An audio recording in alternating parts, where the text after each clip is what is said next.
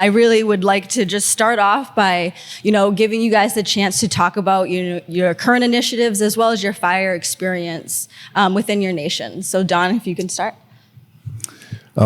Lisa, greetings everybody. Gauts Amaks are my relatives. I think we're all relatives. And honored to be here in the homeland of our Wampanoag brothers and sisters, our relatives here. And honored to be here to just share some of the things that are important to our people back home that I think is relevant to everybody in our region and on the planet. And I appreciate you were talking about this idea of stewardship. Our people in the Klamath land, and I'm going to share some slides maybe to provide some framework and try to get through this as quick as possible and give you at least a framework for what we're doing and how we're doing it. But so I brought a few slides. This, I don't have a pointer, but you can see the difference in color. The northern part in the green is Oregon. And the southern part that goes into the gray is into California. So this is the map that the federal government produced after we signed our treaty in 1864, the Klamath, the Modoc, and the Huskin Paiute people. So we were three different tribes that ended up in our reservation. So we ceded 22 million acres of our land for a land that was to be ours forever. We weren't ever given anything by the federal government. We ceded land to keep the peace. There was a lot of skirmishes and loss of life and consecutive raids particularly on our Modoc people, before the war, Modoc War, and before the signing of the treaty. So we ceded that land and we established a relationship with the federal government. They're basically, we're a nation within a nation, quasi-sovereign. And the federal government was to be our trustee, to look out for our interests from there on. So they didn't do a very good job of keeping the non-native people out of our territory. So the smaller area there, and we're in the upper basin, upper Klamath River basin. We're at the headwaters of the Klamath River. The Klamath River is the third highest salmon producing river historically before the dams went in, before things started happening on the landscape. So the next smaller area is the peak-to-peak boundary that we have. And that's the area that we signed and reserved to be ours forever, but the Indian agents, people settled in an area. And eventually, over time, because they wouldn't keep the people out, we ended up ceding that land. And we ended up, the area in red is the 1954 reservation. That's our reservation lands when the federal government, by act of Congress, against our wishes and testimony, they passed the Termination Act and severed that federal relationship that was established through treaty. So all the promises that were given to us, they just wadded up and threw that away. But what survived over time is that we have treaty rights within that 54 reservation area boundary. And through the Termination Act and numerous acts, we actually lost our lands through termination and everything that happened. But survived the courts in that red area. Our 54 reservation boundary is our treaty rights to hunt, fish, trap, and gather free of state and federal regulation. So a lot of that land is managed by the Forest Service.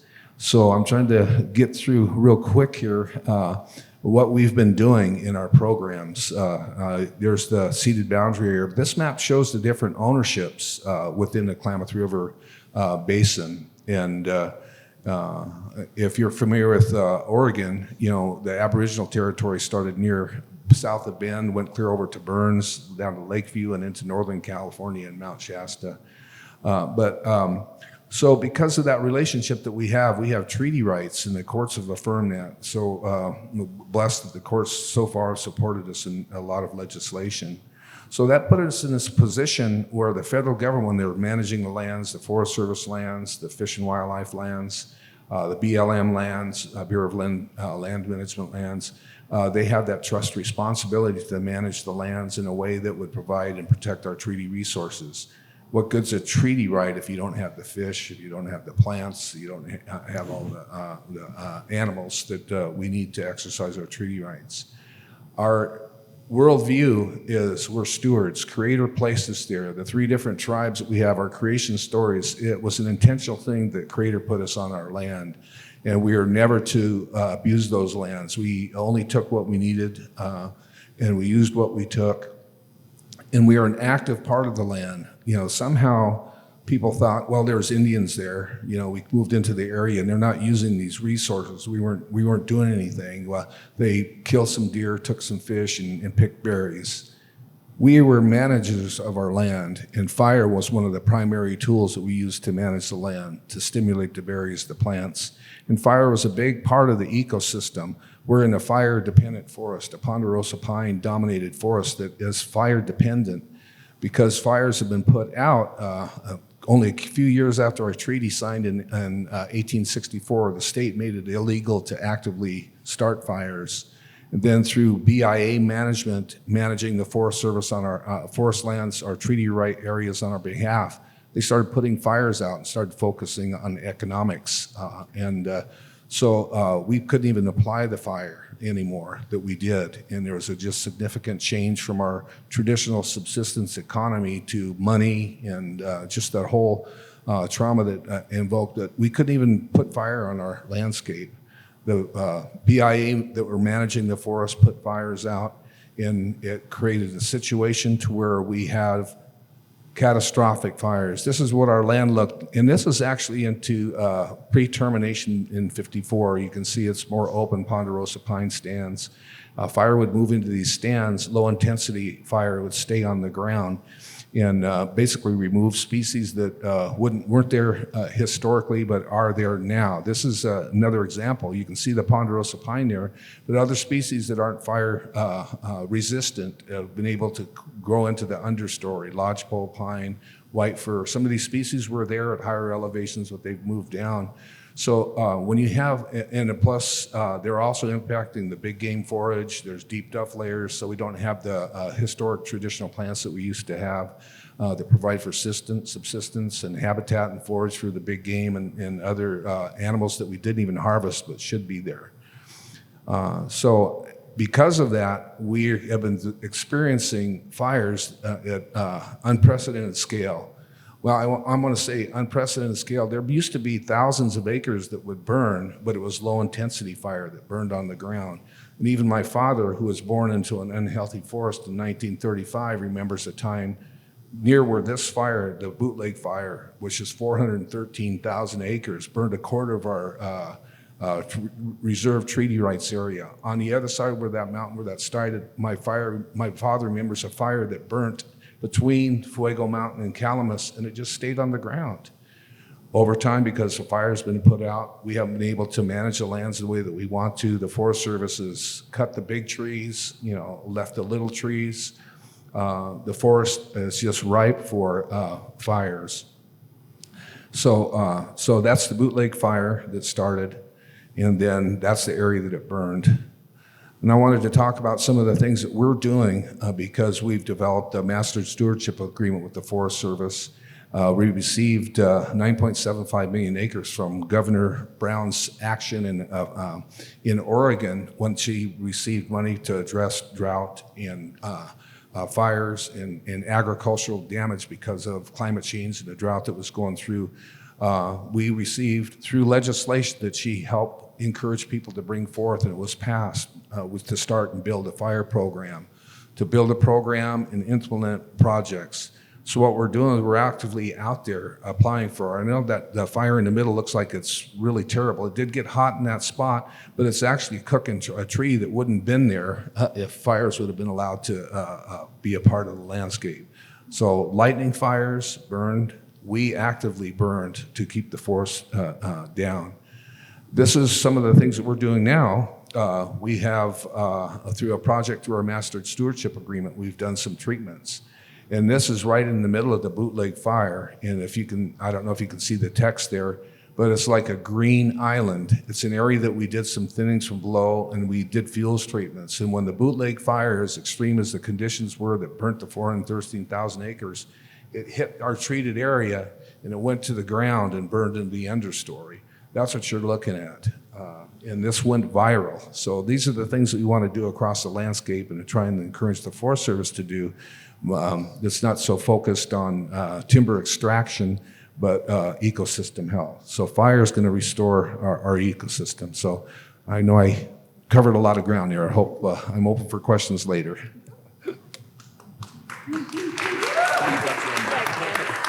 Sapkacha, thank you. Waklisi Ditchwachas Nanukit Skeo say Juliette Jackson Gee. I said hello, good evening, everyone.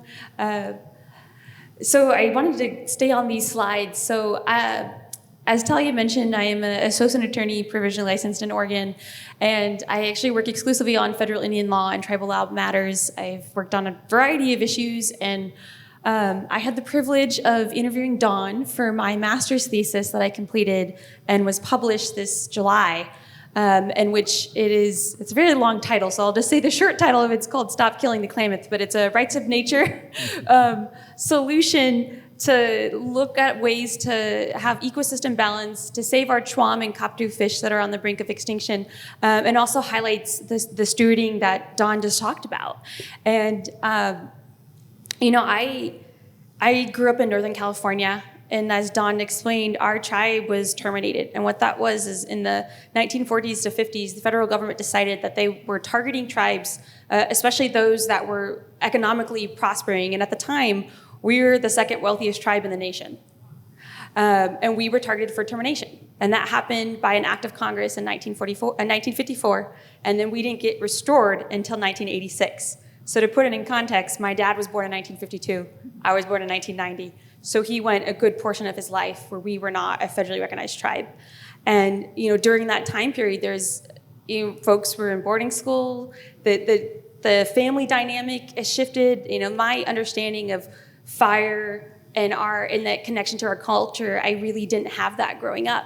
Because as I've learned talking to other elders, you know, folks moved out of the area. Some went north to Portland, some went south to California. Since we are a tribe that's, you know, transboundary, we have folks all in that region. And so my connection really didn't come till much later in life, besides that I had a connection with eating our traditional food, because my dad would go hunting and fishing. And, you know, I had a general working knowledge that fire was part of our culture and that it was important, just because my dad told me some stories that that his grandpa, my great-grandfather, would share with him, who, through my research, I discovered I didn't know my great-grandfather was once our chairman and secretary, but he was our DC delegate during those termination hearings and was advocating to save our forests, to save our fish, to preserve our hunting rights, and which was really essential to have that testimonial record when we were trying to get our recognition back. And so I had no idea my great-grandfather was this person who was so prominent in our tribe. His name's Boyd Jackson Sr. And so that was just a revelation of doing that research and discovering that. But through that, I also got to interview Dawn, who was so willing to share this knowledge with me so that I could share it with the world, which is not always the case. Not every tribe and not every elder is willing to share that knowledge and tell you the benefits of using fire, tell us the history of it, you told me all about the benefits, the ecosystem balance it would bring, how it was important, how we have invasive species that are there, and all this stuff I was able to put into this thesis and then get published. And you know, he had a very progressive perspective of letting the world know and teaching folks and letting them know about the benefits of it. And sometimes, you know, other tribal elders might be more nervous to share some of that. So my connection to fire is through learning through my elder and being able to share that, but also through, you know, working now as a lawyer, I get to, I've had clients reach out who are interested in doing prescribed burning, and I'm also tracking policy legislation and seeing everything that's developed right now, because I was just telling Talia before our discussion, just in this past year, it's been a drastic change, where I remember last year I was on the Hill for a meeting related to disaster management, and everyone there was talking about prescribed burning, but they didn't invite any tribal members. There was no experts in the audience. There was no one there. And they're like, well, do we even know if it works?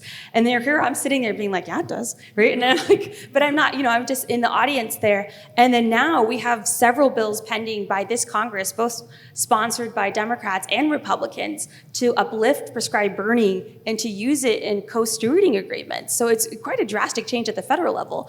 And then in California, we now are the California Natural Resources Agency is entering into fire agreements with tribes. So it's this huge drastic change, all within the past year. But as far as like my work that's continuing in this field, I've been really fortunate to be part of this great partnership with Earth Law Center and the Indigenous Environmental Network, and it's called the Protecting Mother Earth Collective. And so monthly I get together with folks that are leaders across Turtle Island, which for those of you who don't know, we refer to Turtle Island, it's part of North America, and so we often will say Turtle Island instead of saying United States. And it's this gathering of advocates from different spaces, some with legal backgrounds, some without legal backgrounds. They all have different things they bring to the table, and we're doing an exchange of information. And part of that is strategizing with the rights of nature movement that's happening, because there is a grassroots movement happening amongst leaders throughout Turtle Island right now. And I'm really blessed to be part of this, Protecting Mother Earth Collective. And part of that initiative is, advocating that these discussions be tribally led and supported by allies. And so Earth Law Center, that is a non-Indigenous nonprofit that is part of that support and uplifting Indigenous leaders to be part of the conversation and to be leading the conversation so that we can pass, tribal laws within our own jurisdiction. Because often I think a lot of Americans and even a lot of lawyers when they go to law school, we have 3 jurisdictions. It's federal, state, and tribal. We have our own tribal court system. We have the ability to pass our own tribal laws. And that is a pathway forward for creating a rights of nature movement that's very tangible. And it's exciting to be part of this movement right now. And so I just wanted to shout that out and let you know that that is in the works, and I'll pass it over to Wallace.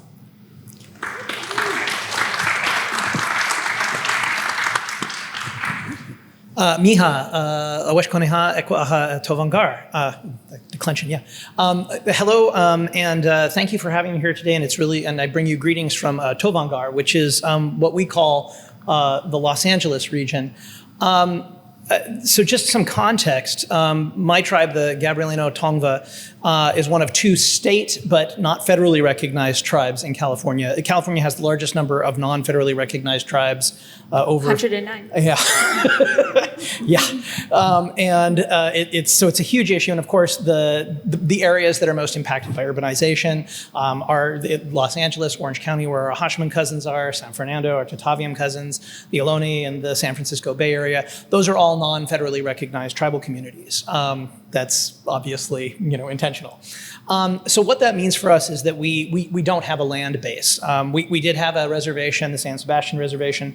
My great-great-great-grandmother was removed there from Mission San Gabriel, but that land was stolen by the person who was supposed to be the Indian agent on that, turned it into his own Tejon ranch, and removed them to the Tule Reservation. So, we have not had land.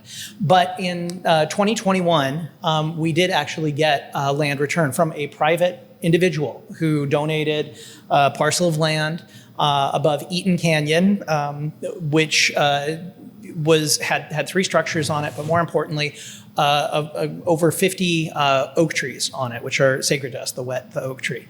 And so that was the first land return, I believe, to any non-federally recognized tribe in California, but certainly in Southern California. And that was a huge event for us. And of course, the next part of this, because you can see it up here, and if you heard Eaton in there, and you may have recognized that from the Eaton Fires and the Palisade Fires, which happened back in January. We had just gotten the land, we had just started revitalizing it in some ways that I'll talk about here that are very important, and then the fire swept through. But I also think this is really helpful, and why I chose this image here, and this is from NASA. The JPL is right down the street from us, and we've tried to work with them a little bit. And you can see where our land is here, which was right on the border, right, literally overlooks Eaton Canyon, which is a nature reserve, leads up into the San Gabriel, which had just been turned into a reserve.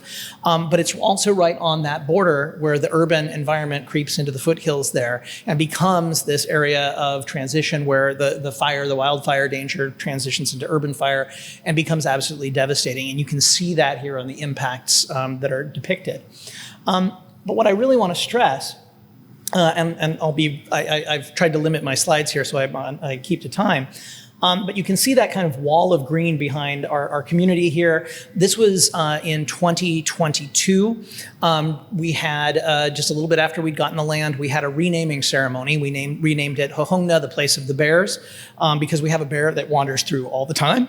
I'm glad to say the bear is still there. I just was cleaning up trash that the bear had brought from our neighbors on Tuesday, so glad they're fine. But you can just see that wall of green, but if you look at it, you'll notice that it doesn't look quite right because it's not oak trees, that's eucalyptus. There were over 90 eucalyptus trees on a single acre of land. Now, people think of Los Angeles as a desert, which is a complete myth. I mean, like you hear terms like La Cienega, that means the swamp. There were huge marshes. We had springs. We only have one left, the Cuervona Springs that we've sacred spring that we've kept. It pumps out 60,000 gallons of water a day. I mean, the environment has been completely transformed and changed. Nowhere is that more obvious than in the plants. And so these eucalyptus, these 90 plus eucalyptus that were on the land, were literally killing our oaks. Sam Morales-Johnson, who was our land coordinator at that time, has a science degree, did testing on the soils, and in some places the soil had the acidity of a lemon. And it was killing the oaks because eucalyptus are not native to this area. They're from Australia and they burn. And so, you know, with her suggestions and with the board, which was all Tongva and is all Tongva, we had a huge project where we removed with a grant from the Wildlife Conservation Authority of California. We removed all but 2 of those eucalyptus. One was a very rare species, and one we couldn't because it was kind of on a border with a neighbor. And that was very controversial. Our neighbors were not thrilled with us because, you know, it was very green, it was very pretty. Even some of our community were not happy. But then you can see what happened afterwards. When that fire came through, and you can see the damage here, you can see the destruction of our garage, which we were using as a storage area, of the old stone house that was on the property, completely wiped it out, but it stopped at our line. It burned the oaks, but only 2 of the 50 oaks were destroyed. The other 48 are okay. And now our neighbors love us, just love us, which is great. There's articles about it, but it's been wonderful because it's been an opportunity to talk about the value of traditional ecological knowledge, of trying to bring back the indigenous species, to make sure that we actually are considering the environment that we're in when we're planting, when we're building. And now you can see, as you were pointing out at the beginning, fire is, you know, sacred to us too. We recognize its destructive potential, and I don't want to belittle the incredible damage that was done to the community around us. Neighbors who had been, you know, neighbors who had been wonderful with us had lost their property in this fire. It was really tragic and terrible. But it also, and we know this too, fire is a natural part of that landscape in Southern California. When the Spanish first came, they called it the Valley of a Thousand Smokes because we constantly had fires burning there. It was part of our culture. It was part of the landscape. The oak forests need it. And now you can see these oaks, and you can see they're blackened, but you can also see all that new growth leaf on them. They are doing incredibly well in the wake of the fire. And it burned off that understory of mostly invasive species. And it also opened up the space so that you can see this is just from last week, this wonderful ceremonial circle that we were able to build there. And you can see our sun pole, which River Garza did, wonderfully incorporating the fire. He literally burned into the sun pole these designs to kind of, you know, connect with that event for us. And it points out how fire can be an opportunity. And as you pointed out too, we're now working with the city and county of Los Angeles, who actually are so thrilled. They want us to be involved. They want to bring culture burns back because they realize the value of these traditional ways of responding to and being in sympathy with the landscape. And so I'm very hopeful and optimistic that we can learn from these disasters and try to find a better way forward, and we can all collectively steward the land. Thank you. Thank you, Wallace, and thank you, everybody. Thank you, everybody, for, you know, describing your connection with fire and really your work that you've been doing, and for all the work that you guys have been doing. It's really obviously helping our Mother Earth. And with that, can you all, or if you guys just want to jump in with whoever would like to answer, what is the importance of cultural controlled burns? Like, why does Mother Earth need us to burn? Yeah, fire. We lived with fire. We used fire. Fire was present. We never even had fire suppression crews. We lived with fire. Thousands of acres could burn. In our homeland, fire, by looking at fire-scarred trees, fire on an average, low-intensity fire would burn into our every 14 years. That's the average. So fire was a part of the healthy ecosystem. It kept those invasive plants out. It kept the duff layers from the pine needles falling on the floor that are so deep now that the plants that were there, the diversity of plants, whether they're medicinal or subsistence food plants for us, forage for animals, it kept that in check. And the other thing, we had large tree dominated landscape, ponderosa pine, that grew in a clumpy nature. And snowpack is really important in our area in terms of the hydrology. Snow would hit the ground and accumulate in the understory, but there was enough site protection that it would stay on the landscape for a long time. After they took a lot of the big trees, didn't do any things with the understory, put fires out, a lot of that snow is intercepted by the smaller trees, doesn't even hit the ground. So it's affected hydrology. When flows come off the ground, springs aren't being recharged by that percolate into the ground. At the headwaters of Klamath, water just flows out of the ground in springs. At Spring Creek, at Reservation Springs. The headwaters of the Klamath River, flows right out of the ground from spring-fed systems, so it's dominated areas. So that's why we have to bring fire back into the landscape. What it does with the soils, but it also manages the vegetation. It affects hydrology. The species that were there historically, we want to bring those back. We're going to have to do active treatments. And even realize some commercial opportunity in the small stuff that shouldn't be there to help us get the funding to do more restoration work. I know that's, it's not going to be economic driven. So that's why we need to have it, to restore the system. And what happens in the headwaters flows clear down to the Klamath River. It affects all of our people and the resources down there. Yeah, I guess I'll just add to that. It was so exciting when Don shared this information with me. It's like, this is how we're going to combat climate change, is being able to use this method so then the water stays and it helps with drought control. And I was like, what? And I was like blown away as he's sharing these things. But also something to just add to that. Our sacred Schwam and Koptu fish are on the brink of extinction. And part of what led to me doing my publication was in response to our documentary that came out called Killing the Klamath. And it was talking about how the toxic water in the upper Klamath Lake, which is the largest fresh body of water west of the Rockies, that water flows down the Klamath River. So even though those dams came down, which is fantastic, that's toxic water going right down that river. And then so that the fight's not over, but the importance of being able to steward and use fire to steward the land from which, was shared with me is, our tribe has been very litigious. And folks who work in federal Indian law and tribal law, I haven't met anyone who hasn't told me they haven't worked on something related to my tribe at some point.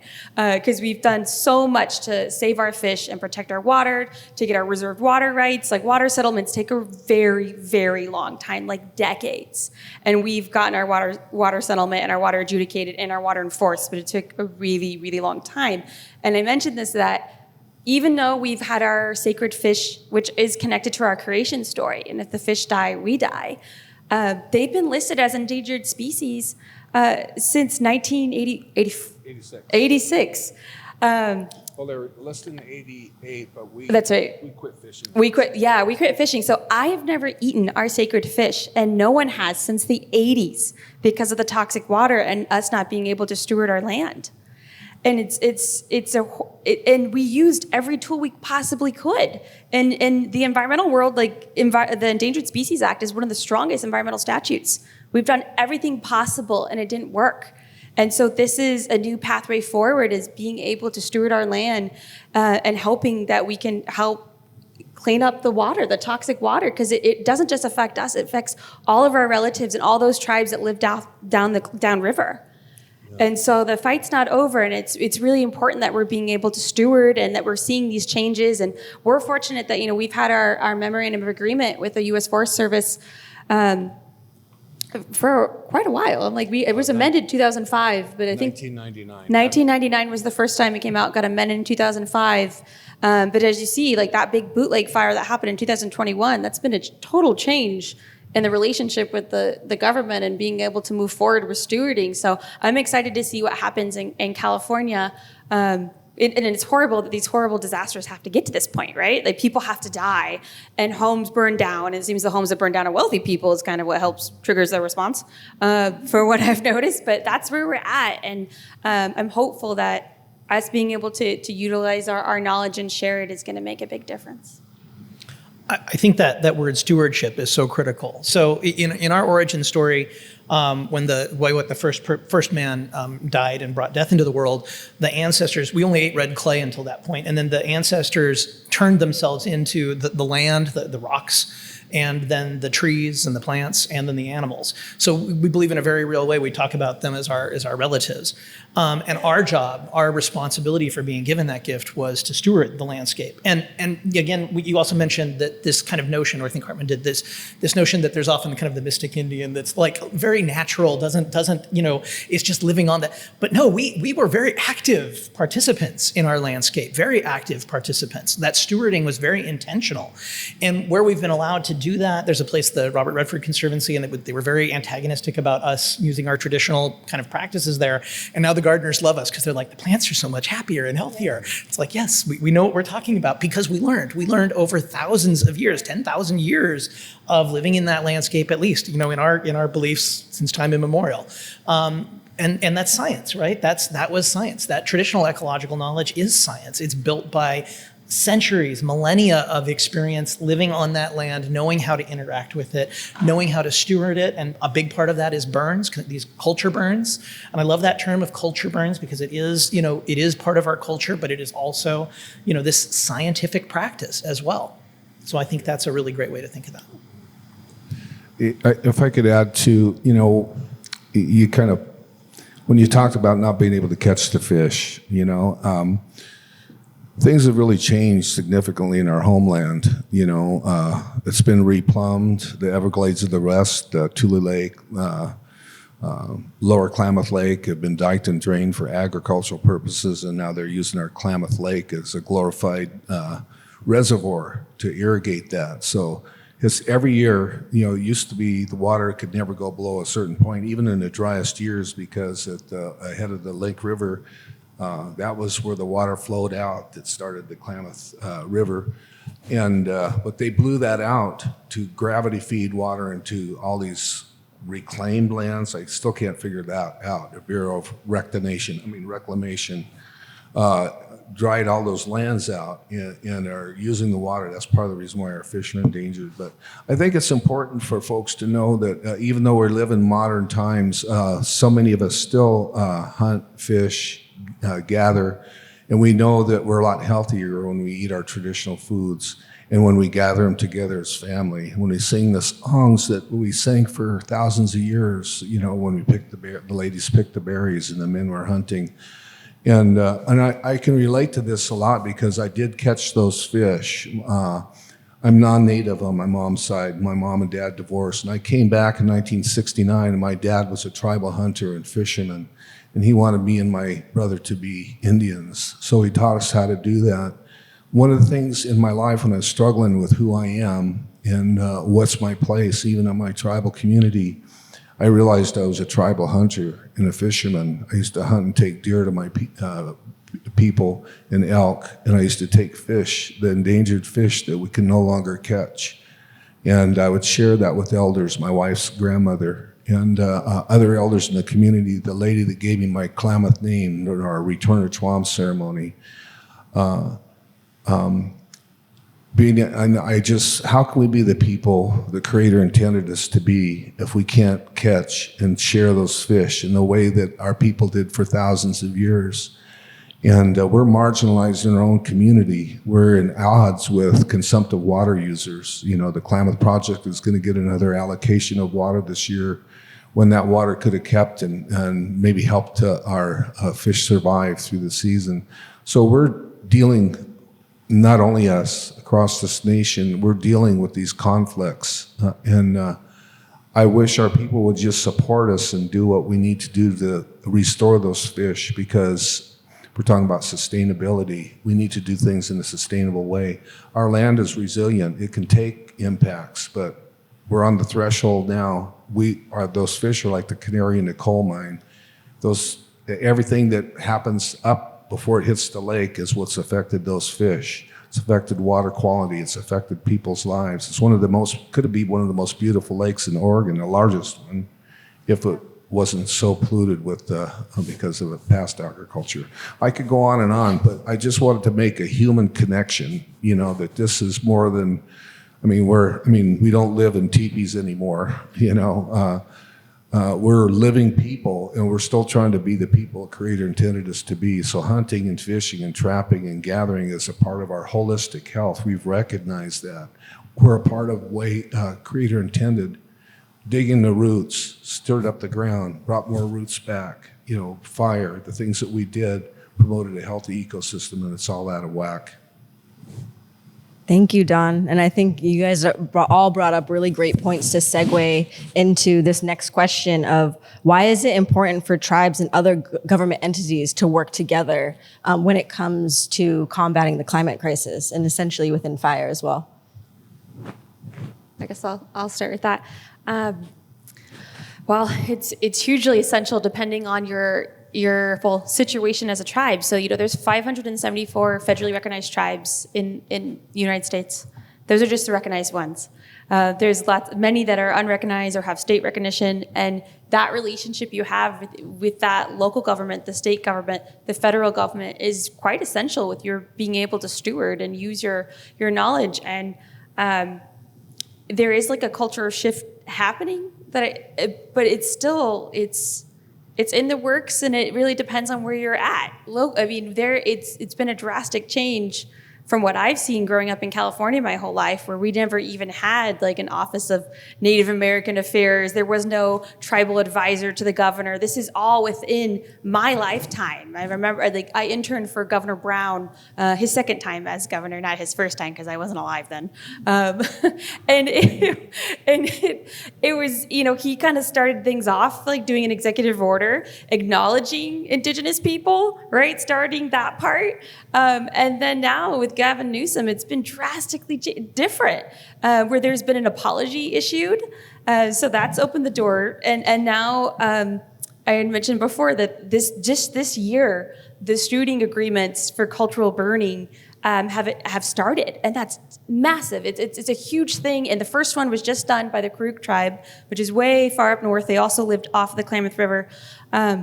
And so these are historic things that are happening just recently this year, but it took a long time to get to that point. It took a lot of our elders doing a lot of advocacy and work for us to be in this space. And so being part of this new generation where so many folks had, gone through this civil rights movement. I think many of you might have known of the American Indian Movement, AIM.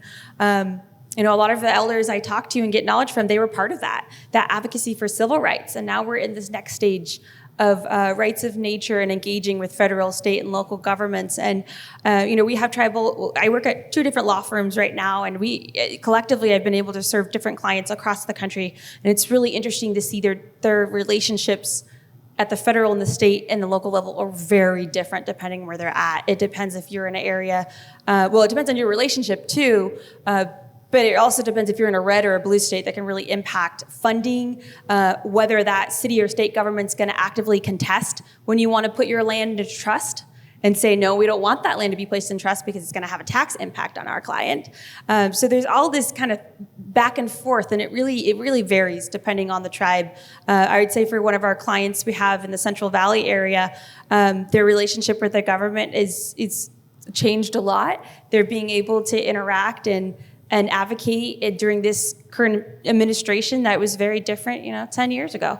So I'll pass it on to Wallace and No, I'll just About Southern California. I can only talk about Northern California. No, but I mean, but as you pointed out, I mean, I'm very thankful in a way that I'm, in California that we're doing this with all the difficulties that California has with its history of genocide and dispossession of land. There is a transformation that we've seen, and I mean, it's so recent. It's really recent. I mean, it's within the last decade or even less than that we've seen this, and we have like the Newsom's, the Truth and Healing Commission that's actually come out and talked to the challenges too with it, but at least there's an effort, whereas I remember, in the 80s and 90s, it was, you're extinct, it was completely different.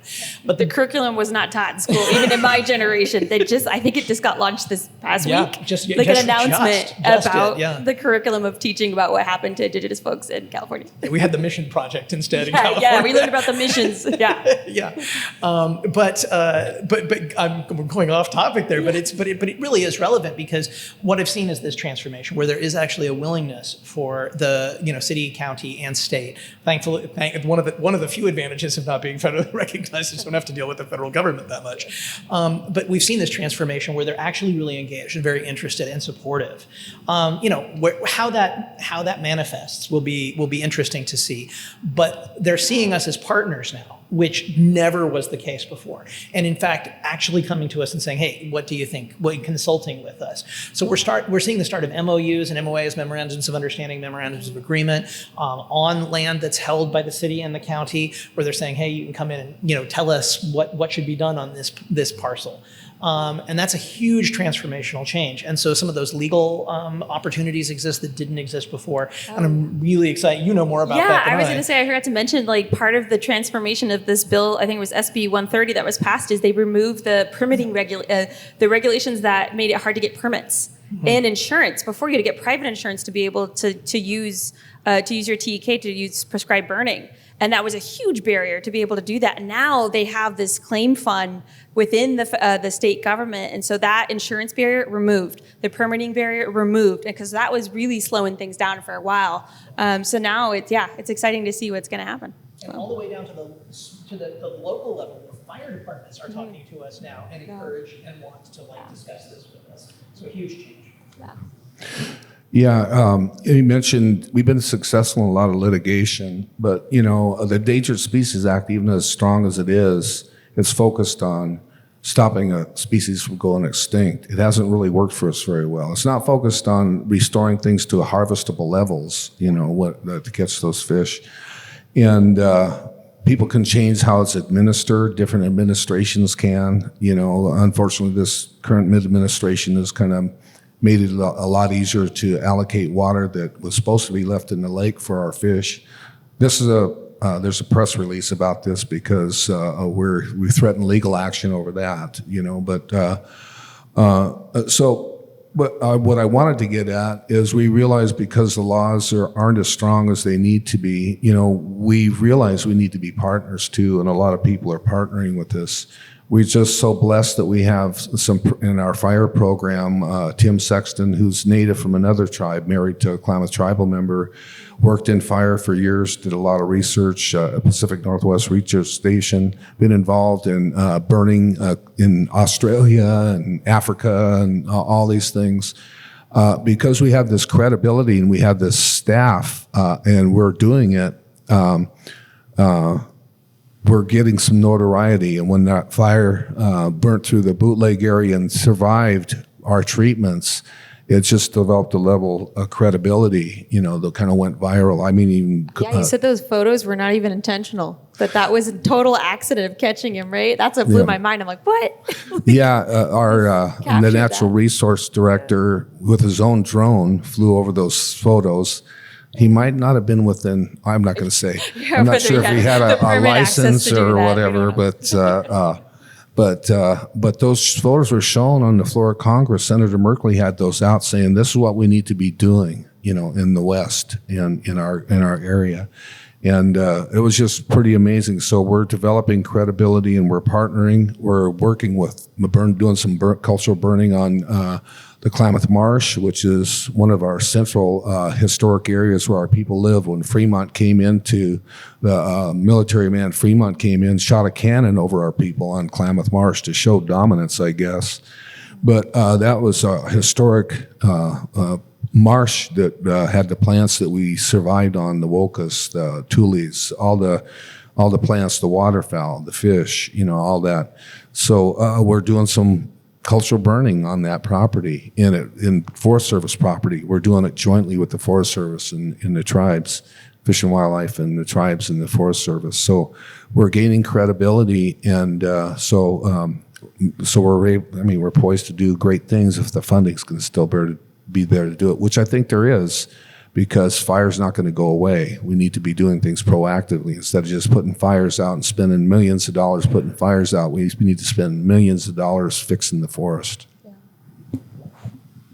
Thank you all. And Don, you really brought up a good point within that in speaking about the Endangered Species Act and so on and so forth, as far as why Indigenous knowledge is so important and kind of the combat between Western conservation values and what the Indigenous understanding is of what is really what we need to do with Mother Earth, to live in harmony, to live in environments that are thriving with our relatives and not just conserving in a different value system. So, I think it just really brought the point together as far as with all of our natural relatives and within our elements. Yeah. And as Indigenous people working together with those elements to thrive with our natural relatives. So thank you for that. Yeah.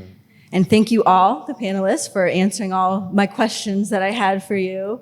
You guys did amazing. And thank you all again for the work that you're doing and really pushing this through and really being those, leaders within our different nations and, putting this forefront in this knowledge. It's hard sometimes as Indigenous people to share certain knowledge, and especially within our cultural practices, but it's so necessary. And there's a humbleness within speaking, to different people and agencies and knowing what to share, what not to share, and kind of having that respect to your people and to Mother Earth and our natural relatives along the way. So thank you all again. I really appreciate it. Can we give a round of applause to our panelists? Thank you.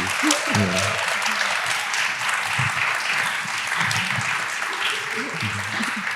And with that, I didn't want to hog all of the panelists and with all the questions. So we will get into some of the questions from the audience. So I'm just going to kind of randomly pick here based on what has come in. And please just shout out whoever feels ample to answer the questions. So this is a good one. How has the current colonial regime impacted tribal agency to enact ongoing traditional land stewardship? The current. Oh. The current. Ask it again. I want to make sure I understood. Yeah. Okay. If you could repeat it. Exactly. So how has the current colonial regime impacted tribal agencies to enact ongoing traditional land stewardship? So what are the biggest challenges that we're facing today within this administration? For example, just in my short career as a baby lawyer, it's been drastic. It's different because when I was working at different federal agencies during the first Trump administration, it's been so different now in the second wave. You have to hunt to find the consultations. Because before it was always widely shared and advertised, and the websites are totally different. Trying to help advise clients and tell them about consultations to engage, it's like that is going away, which is, underneath Section 106 of the National Historic Preservation Act, like the government has to engage in consultation with tribes before doing an undertaking, an action. And that is what we're seeing is trying to be dismantled right now, is taking away consultation. So that's a huge thing that's happening. I don't know if Don can specifically speak to anything that's recently occurred. Yeah. You mentioned endangered fish. I know we're talking about fire, but fire's a part of it. It's kind of an interesting thing. In some ways, this administration is, I just saw a notice from the chief of the Forest Service that they're going to support the tribes and recognize sovereignty. Not sure what that means. It's yet to be seen. But at the same token, there's been, we want to get more timber off the forest. It's going to be more economic driven, and that's what's created a lot of the problems that we have. I was going to say, in terms of the fish, in operation of the Klamath project, which the Endangered Species Act applies to federally managed projects. The whole Klamath reclamation project, where they're irrigating out of Klamath Lake, it's a federally managed project. In order for the irrigators to irrigate, they had to have a take permit. And according to the biological opinion, this can get technical really fast, but they were supposed to, as part of mitigation for the take and the impact on the lake, they were to maintain this hatchery, a federal-run hatchery, and it actually it's near Tule Lake, and it was on Liskey Farms, a farmer's property, and they're raising fish. They have ponds. With the federal budget cuts, there's 2 people that work there now. The ponds are all green, fish are dying off. Our chairman went back through that area and he was looking around. There was actually nobody on site. In order for them to get the water allocation that biological opinion allowed them to have, they were supposed to maintain this hatchery and so we could actually have some, at least the genetic material to raise fish into the future and recover them and make sure they don't blink out forever. So that's one significant thing. Oh, yeah, true. Oh, I was going to add to the staffing cuts. I mean, it's been massive across so many agencies, and especially the Department of the Interior, which is where, Bureau of Indian Affairs is housed. And in addition to the massive staffing cuts that's occurred, which impacts tribes across the country, there's also been slow movement to confirm political appointments. So, for example, the Assistant Secretary of Indian Affairs is a pretty key position within the Department of the Interior, and that person still has not been confirmed, which would be Billy Kirkland, who is a Native folk who's Dene from Navajo Nation. And so not having someone in there in those key positions, and that's just the top one, right? That's one of the top positions. It formerly was Brian Newland, who was an attorney, and so those key spots that need to be there's no one there.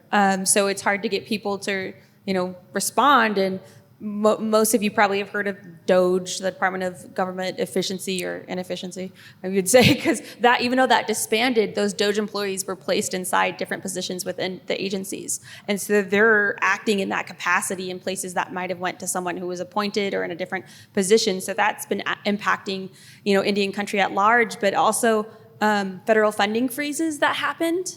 I mean, there's still some tribal clients that they're having a hard time getting access to some of their funds.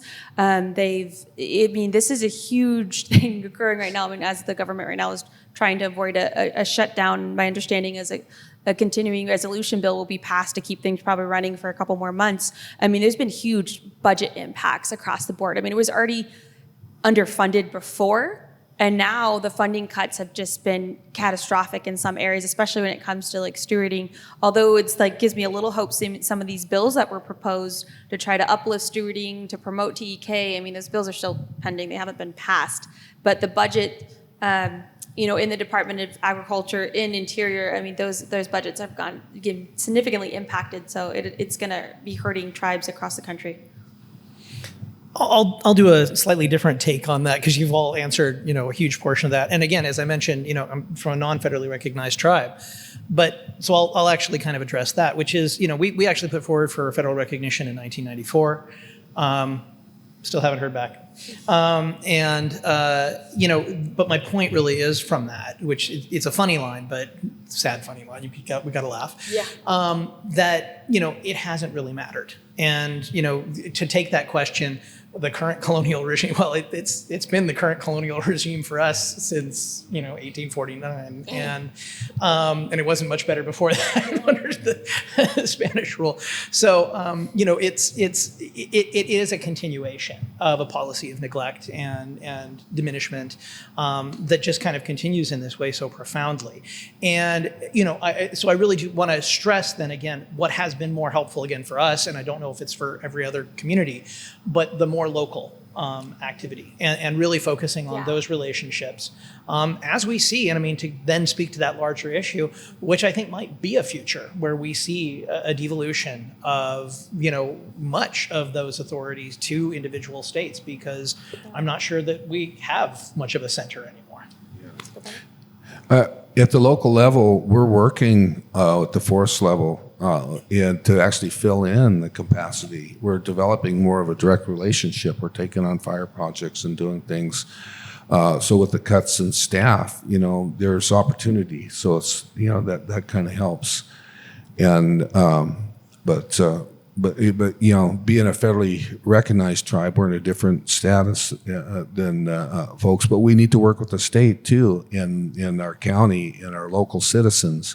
We've partnered with timber interests to actually do some restoration work after the Bootleg Fire, and they've been willing to access that land. But so partnerships where we can, to fill in the gaps and just do what's right across the landscape. One of the reasons I showed that slide is to show all the different ownerships that affect us. It's not just our 54 boundary. We got the Klamath Dams out. We haven't had salmon in our homeland for almost 120 years. When they put the first dam in, they promised a fish ladder so we could at least get fish up there. Our cheals, our salmon haven't been up there all that time, up until they removed the dams, and now they're real close to coming into Klamath Lake. They naturally came up there, to the surprise of everyone. And just what a remarkable thing that's happened. I couldn't believe it, because our fisheries biologist saying, well, maybe the steelhead will start coming up. Well, when the salmon came up, it was just like, it just floored me. And now I get salmon by trading deer and elk for my sister tribes downstream on the Yurok. My grandson and I trade deer, and we just got about 15 salmon delivered about a month ago, and we got to get them some deer. Yeah.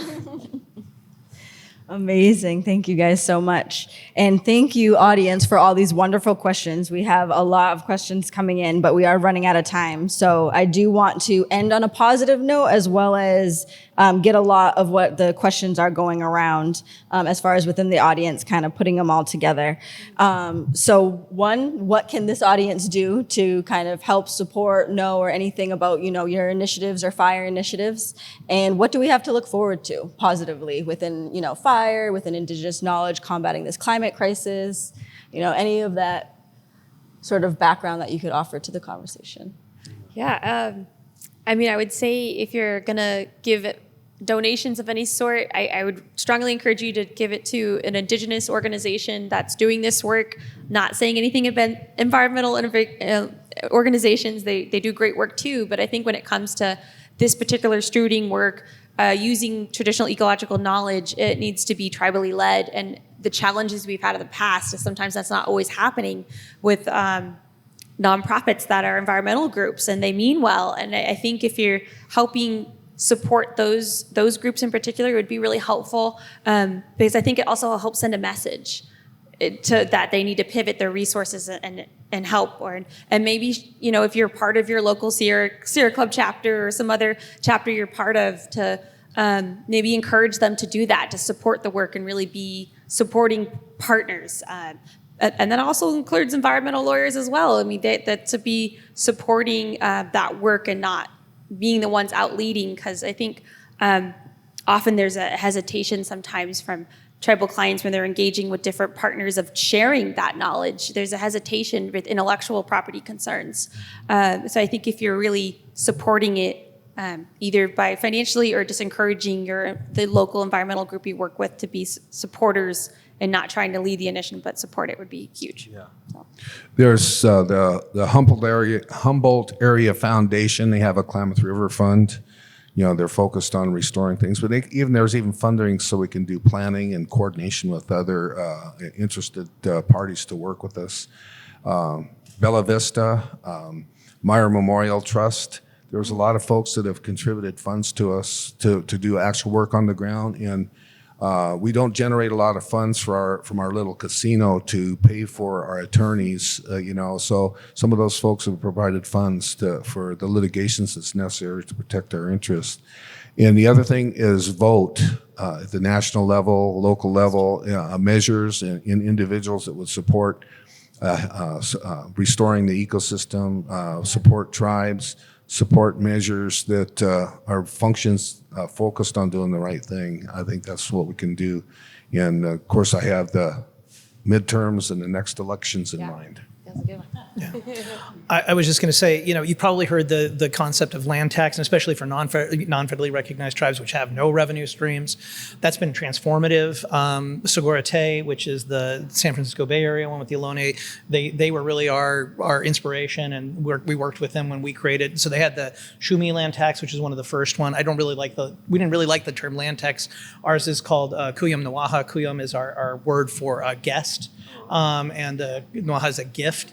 But these have really become a thing, and so it's pretty easy to do a little research, find out what your local tribal community is, what they're asking for, if they have an organization like that, and a lot of them the Sogorea Te shared the calculator. You can kind of like based on your income, and you can do whatever you want, pay whatever you want, but they really try to make it viable. And there's a lot of tribally led. I think that's really critical to make sure that they're tribally led organizations that are doing this work, and learning how to support them. Also with volunteerism, it was amazing. When we started cleaning the land, we had 100 people out. We had no idea that people wanted to do this. So really finding out what volunteer opportunities exist, for your local community. But that's I think really the key. Do it locally. Find out what the local group is, what their needs are. Find out what they're asking for, and that's what we need.